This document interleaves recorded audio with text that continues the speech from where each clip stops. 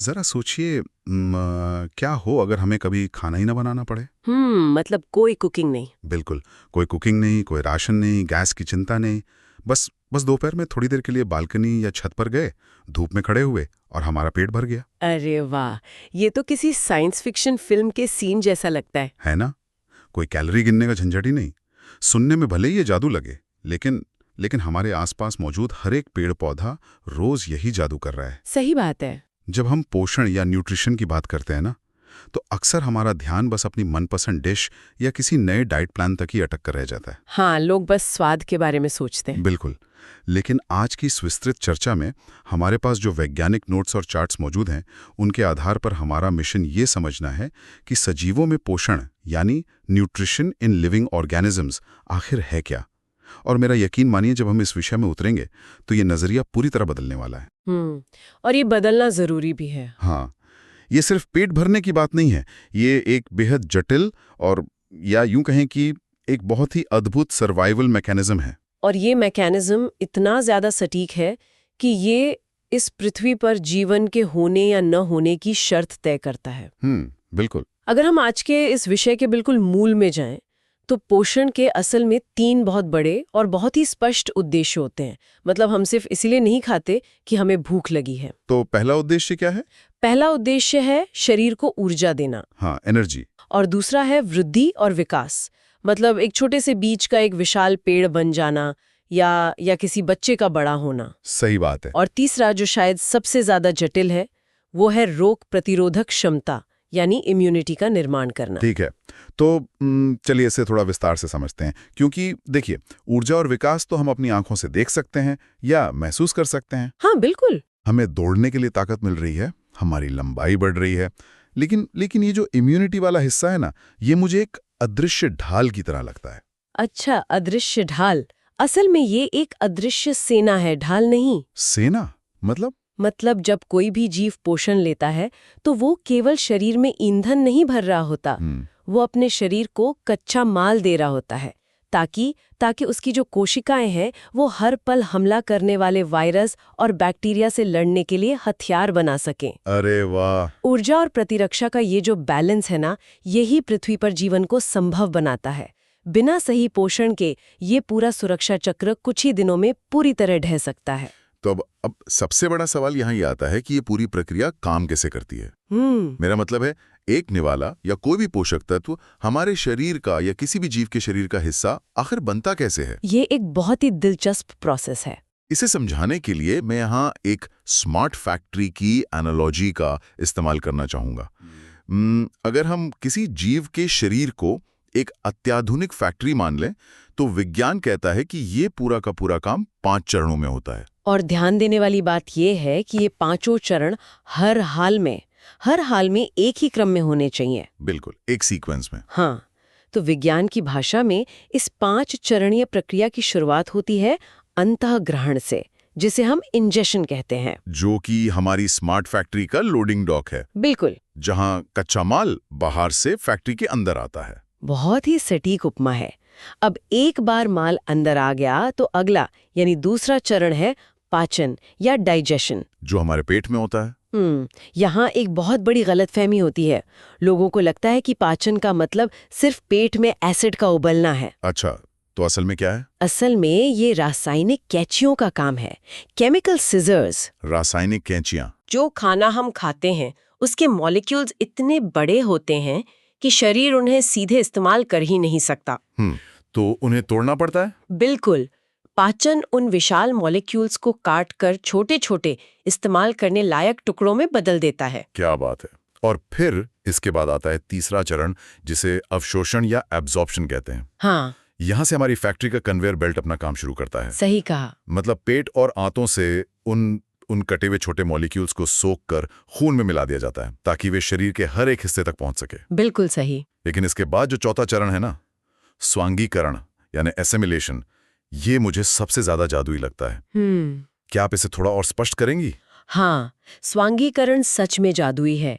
यही वो पल है जहाँ खाना आपका शरीर बन जाता है। मतलब खाना सीधे शरीर बन जाता है? हाँ, अवशोषण वाले चरण में जो कच्चा माल आपके खून में पहुंचा था ना, कोशिकाएं अब उसे उठाती हैं और उससे अपना खुद का ढांचा बनाती हैं। अरे वाह! इसे ऐसे समझे कि आपने जो सेब खाया था, स्वांगीकरण के बाद उस सेब के तत्व टूटकर आपकी मांसपेशियों के फाइबर या फिर आपके डीएनए का हिस्सा बन गए हैं। सच में? जी, ये एक तरह की 3D प्रिंटिंग है जो आपके अंदर हर सेकंड चल रही है। ये तो सच में हैरान करने वाला है। मतलब एक सेब का आपकी मांसपेशी में बदल जाना। बिल्कुल। और फिर अंत में जाहिर है फैक्ट्री में जो भी कचरा या ऐसा सामान बच जाता है जिसे तोड़ा नहीं जा सकता या जिसे इस्तेमाल नहीं किया जा सकता, हाँ, उसे बाहर निकाल दिया जाता है, जिसे हम इस प्रक्रिया का 5वां और आखिरी चरण कहते हैं, उत्सर्जन या एक्सक्रीशन। एकदम सही। लेकिन अगर हम इसे व्यापक संदर्भ में देखें तो ये समझना बहुत जरूरी है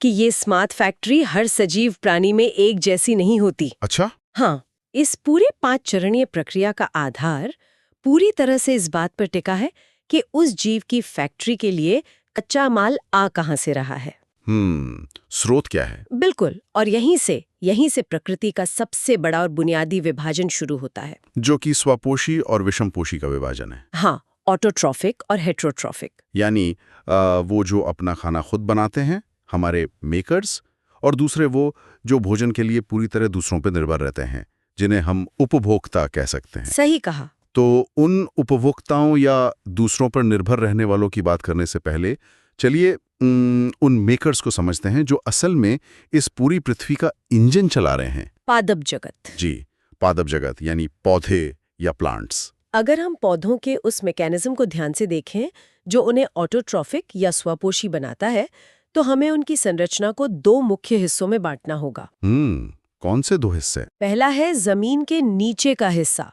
जिसे मूल तंत्र या रूट सिस्टम कहते हैं।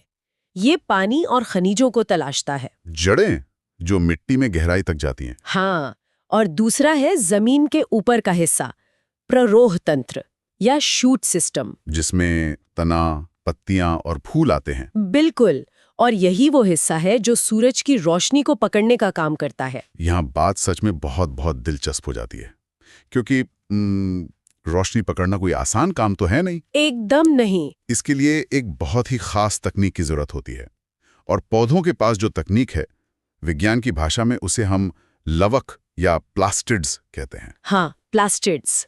19वीं सदी में हेकिल नाम के एक वैज्ञानिक ने इसकी खोज की थी। और शिम्पर ने इसका नामकरण किया था। बिल्कुल। जरा सोचिए, उस दौर के साधारण से माइक्रोस्कोप के नीचे जब हेकिल ने पौधों की कोशिकाओं के अंदर इन छोटी-छोटी रंगीन संरचनाओं को पहली बार देखा होगा, तो उन्हें कैसा महसूस हुआ होगा? मुझे लगता है वो हैरान रह गए होंगे। हाँ, उन्होंने सिर्फ एक सेल्यूलर अंग नहीं खोजा था, बल्कि दुनिया का सबसे बड़ा पावर प्लांट ढूंढ निकाला था। और ये खोज इसलिए भी बहुत क्रांतिकारी थी क्योंकि हेकिल और शिम्पर ने ये साबित कर दिया कि पौधों में जो रंग होते हैं वो सिर्फ सुंदरता के लिए नहीं होते। अच्छा, तो उनका कोई काम भी है? बिल्कुल, उनका एक बहुत ही महत्वपूर्ण बायोलॉजिकल फंक्शन होता है। पौधों के अंदर ये लवक या प्लास्टिड्स मुख्य रूप से 3 प्रकार के होते हैं, और इन तीनों का काम एक दूसरे से एकदम अलग है। अगर हम अपनी उसी फैक्ट्री वाली एनालॉजी पर वापस आएं, तो ये तीनों लवक उसमें बड़े अच्छे से फिट बैठते हैं। कैसे? देखिए, पहला है अवर्णी लवक या ल्यूकोप्लास्ट। ये बिल्कुल रंगहीन होता है और ज्यादातर जड़ों या भूमिगत तनों में पाया जाता है। तो हम इसे पौधे की फैक्ट्री का बेसमेंट या अंडरग्राउंड गोदाम कह सकते हैं। बहुत खूब। और चूंकि ये जमीन के नीचे होता है जहां सूरज की रोशनी तो पहुंचती नहीं है, इसलिए इसे सच में किसी रंग की जरूरत ही नहीं है। इसका बस एक ही काम है। हाँ, इसका एकमात्र काम है उन चीजों का भंडारण करना जो पौधे ने ऊपर बनाई हैं, जैसे स्टार्च, तेल या प्रोटीन। मतलब ये पौधे का आपातकालीन राशन है। बिल्कुल, एकदम सही कहा आपने। फिर आता है दूसरा और शायद सबसे मशहूर लवक, हरित लवक या क्लोरोप्लास्ट। हरे रंग वाला। हाँ, ये हरे रंग का होता है और मुख्य रूप से पत्तियों में मौजूद होता है। ये हमारी फैक्ट्री के सोलर पैनल्स हैं। और यही क्लोरोप्लास्ट वो जगह है जहां प्रकाश संश्लेषण यानी फोटोसिंथेसिस की पूरी प्रक्रिया होती है, जहां धूप से खाना बनता है। हाँ, ये सीधे सौर ऊर्जा को रासायनिक ऊर्जा में बदल देता है। मतलब अगर क्लोरोप्लास्ट काम करना बंद कर देना तो मानकर चलिए कि पृथ्वी पर जीवन कुछ ही हफ्तों में खत्म हो जाएगा। बाप रे, ये तो बहुत जरूरी है। और तीसरा है वर्णिलेवक या क्रोमोप्लास्ट। ये हरे रंग को छोड़कर बाकी सभी रंग देता है, जैसे लाल, पीला, नारंगी। ये रंग हमें ज्यादातर फूलों और फलों में दिखते हैं। तो फैक्ट्री की एनालॉजी में ये क्या है?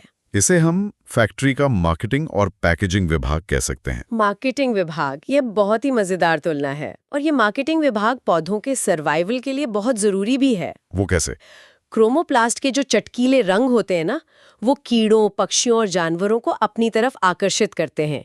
ये उन्हें बुलाने का एक तरह का सिग्नल है, ताकि वे आएं, फल खाएं या फूलों पर बैठें, और इस तरह परागण यानी पॉलिनेशन और बीजों का फैलाव हो सके। क्या बात है! अगर हम इसे जोड़ें तो क्लोरोप्लास्ट ऊर्जा बनाता है, ल्यूकोप्लास्ट उस ऊर्जा को भविष्य के लिए स्टोर करता है, और क्रोमोप्लास्ट ये सुनिश्चित करता है कि पौधे का वंश आगे बढ़ता रहे। ये तो सच में एक परफेक्ट सिस्टम है, मतलब कोई कमी नहीं है। बिल्कुल। लेकिन चूंकि प्रकृति ने हर किसी जीव को ये सुपर पावर तो दी नहीं है, इसलिए हम जैसे जीवों को, जिनके पास क्लोरोप्लास्ट नहीं है, हमें दूसरों का बनाया हुआ खाना चुराना पड़ता है। हाँ, हम पूरी तरह से निर्भर हैं।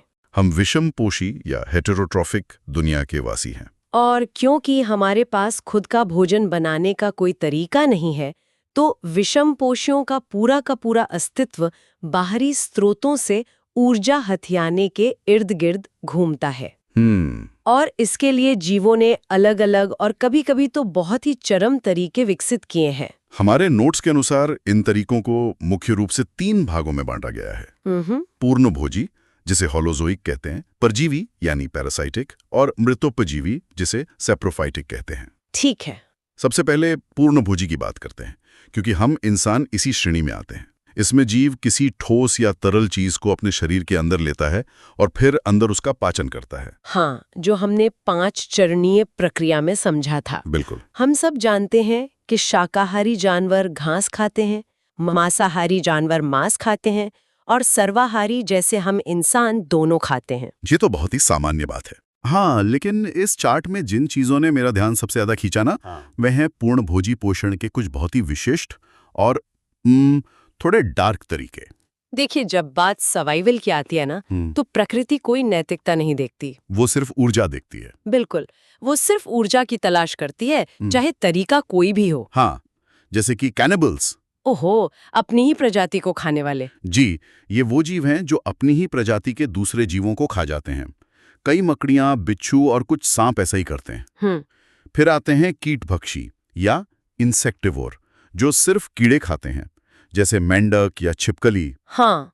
लेकिन सबसे अजीब हैं सैंग्यूवोरस। ये वो जीव हैं जिनका पूरा का पूरा पोषण सिर्फ खून चूसने पर निर्भर करता है। खून पीने वाले? हाँ, जैसे खटमल, मच्छर या जोंक।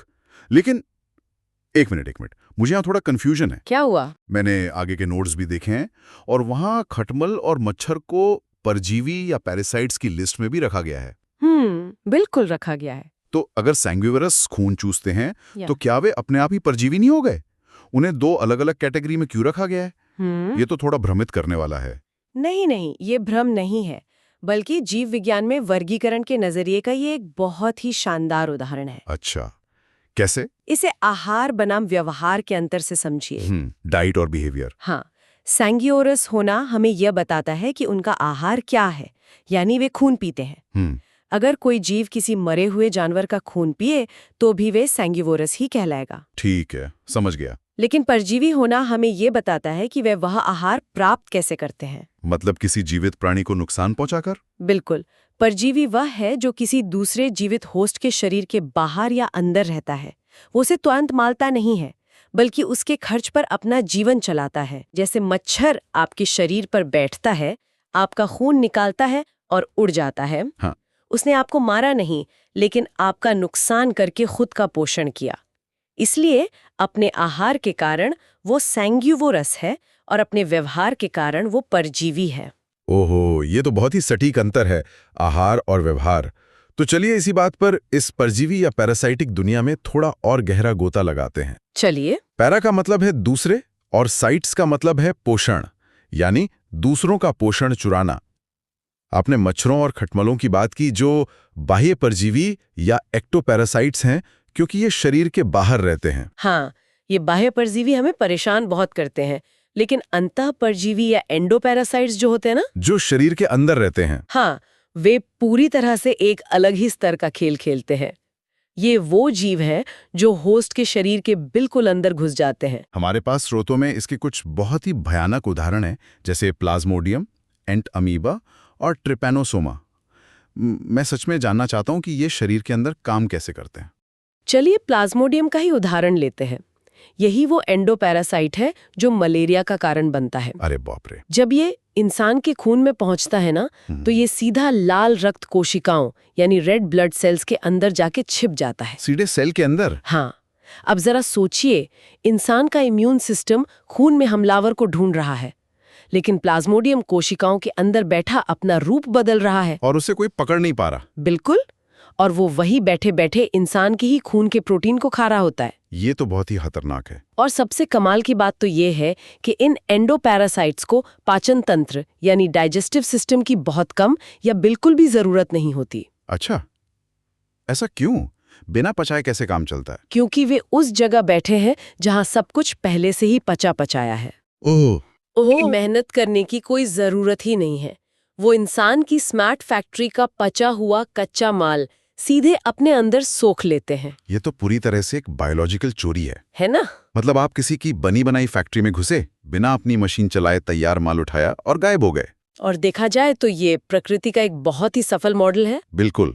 लेकिन इन सब के बीच हम प्रकृति के सबसे महत्वपूर्ण लेकिन अक्सर नजरअंदाज किए जाने वाले हिस्से को बिल्कुल नहीं भूल सकते। आप मृतोपजीवी की बात कर रही हैं? हाँ, मृतोपजीवी या सैप्रोफाइटिक पोषण। हाँ, प्रकृति के सफाई कर्मी। मतलब जब पूर्णभोजी अपना जीवन जी लेते हैं, पेड़ पौधे मर जाते हैं या परजीवी अपना काम कर चुके होते हैं, तो अंत में उस मृत शरीर का क्या होता है? यही कवक यानी फंगस और कई तरह के जीवाणु मैदान में उतरते हैं। बैक्टीरिया। हाँ, ये सड़े गले और मृत पदार्थों से अपना भोजन लेते हैं। और यहाँ सबसे रोचक बात यह है कि इनका पोषण लेने का जो तरीका है ना, वो हम पूर्णभोजियों से बिल्कुल ही उल्टा है। उल्टा कैसे? हम क्या करते हैं, हम खाना पहले अंदर लेते हैं और फिर शरीर के अंदर पचाते हैं। हाँ, बिल्कुल। लेकिन फंगस ऐसा नहीं कर सकते क्योंकि उनके पास हमारी तरह मुंह या पेट तो होता नहीं है। तो वो क्या करते हैं? वे अपने पाचन रसों को यानी डाइजेस्टिव एंजाइम्स को अपने शरीर से बाहर उस मृत जानवर या गिरे हुए पेड़ पर उगल देते हैं। अरे, यानी वे अपने खाने को शरीर के बाहर ही पिघलाकर एक तरह के सूप में बदल देते हैं। बिल्कुल। वे बाहरी वातावरण में ही उन जटिल रसायनों को तोड़ते हैं और फिर उस तरल सूप को आराम से सोख लेते हैं। क्या बात है। इसी प्रक्रिया को हम अपघटन या डिकम्पोजिशन कहते हैं। ये सुनने में थोड़ा अजीब जरूर लगता है, लेकिन जरा सोचिए, अगर ये मैकेनिज्म ना हो तो दुनिया का क्या होगा? सब कुछ कचरा बन जाएगा। हाँ, अगर फंगस और बैक्टीरिया ये बाहरी पाचन बंद कर दें तो कुछ ही सालों में पूरी पृथ्वी मृत शरीरों, पेड़ों के तनों और कचरे के विशाल पहाड़ों से ढक जाएगी। ये तो डरावना दृश्य है। और उससे भी बड़ी समस्या एक और होगी। कार्बन और नाइट्रोजन जैसे जरूरी तत्व उन मृत शरीरों में हमेशा हमेशा के लिए लॉक हो जाएंगे।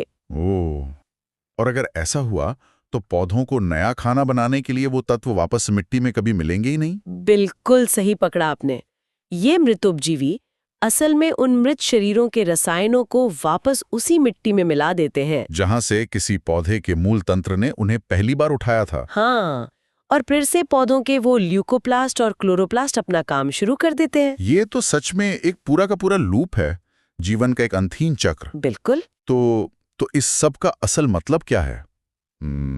अगर हम आज की इस पूरी चर्चा को समेटें और एक फ्रेम में रखकर देखें तो ये बात बिल्कुल स्पष्ट हो जाती है कि पोषण सिर्फ खाना खाने या प्लेट में परोसी की डिश तक सीमित नहीं है। एकदम नहीं। ये एक विशाल आपस में गुंथा हुआ महाजाल है। सही कहा। एक तरफ वो लवक वाले आत्मनिर्भर पौधे हैं जो चुपचाप धूप से ऊर्जा का निर्माण कर रहे हैं। दूसरी तरफ अपनी ही प्रजाति को खाने वाले कैनिबल्स हैं और शरीर में घुसपैठ करने वाले प्लाज्मोडियम जैसे एंडोपैरासाइट्स भी हैं। हाँ, और खून चूसने वाले सैंग्यूवोरस। और इस महाजाल के बिल्कुल अंत में जहां जीवन खत्म होता है, वहां खड़े हैं वो कवक और जीवाणु जो सब कुछ वापस शून्य में मिला देते हैं। ये सच में एक बेहतरीन सिस्टम है। हम इंसान खुद को इस पूरे सिस्टम का एपेक्स प्रेडेटर या सबसे शक्तिशाली जीव मान सकते हैं, क्योंकि हम जो चाहें वो खा सकते हैं। हमारी चॉइस है। लेकिन असली और थोड़ी सी चुभने वाली सच्चाई ये है कि हमारा ये पूरा होलोजोइक अस्तित्व उन सूक्ष्म प्रकृति के सफाई कर्मियों, उन फंगस और बैक्टीरिया पर टिका है जिन्हें हम कभी अपनी आंखों से देख भी नहीं पाते। उनके बिना तो मिट्टी बंजर हो जाएगी। बिल्कुल, पौधे खत्म हो जाएंगे और हमारी स्मार्ट फैक्ट्री के लिए कोई कच्चा माल ही नहीं बचेगा। एकदम सही बात है। तो चलते चलते हमारे श्रोताओं के लिए एक विचार। जरा कल्पना कीजिए कि क्या होता अगर हम इंसानों के पास भी पौधों की तरह क्रोमोप्लास्ट और क्लोरोप्लास्ट होते। क्या हम भी धूप में खड़े होकर अपना भोजन बना पाते? शायद। और क्या हम भी धूप में अपना रंग बदलते? खैर, ये सोचने वाली बात है। अगली बार जब आप कुछ खाने के लिए बैठें तो उस निवाले को देखकर बस ये सोचिएगा कि आप सजीवों के इस विशाल वर्गीकरण चार्ट में कहाँ खड़े हैं। और उस एक छोटे से निवाले के पीछे कितनी लंबी और जादुई श्रृंखला काम कर रही है। बिल्कुल। तो आज के इस गहन विश्लेषण में बस इतना ही। जुड़े रहिए हमारे साथ।